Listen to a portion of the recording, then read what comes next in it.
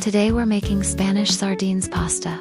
I've been craving for this dish lately, so I've decided to make a plate to satisfy my cravings.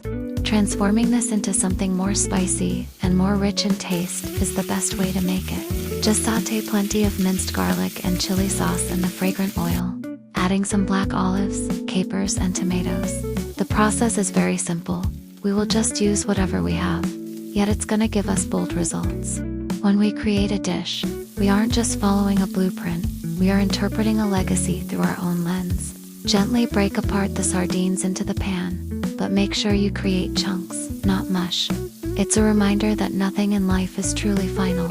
Everything is open to a second chance, a new seasoning, or a better version of itself. Recreating a recipe is an act of bravery. It's the willingness to look at something that already exists. So one day you can say, I can put my heart into this and make it mine. The best pasta needs salt, fat, and acid, like a mix of joy and occasionally sour moments to make the sweet ones stand out. I'm feeling a little fancy, so I'm adding Parmesan cheese and parsley. Don't be afraid of the fishy parts of your journey.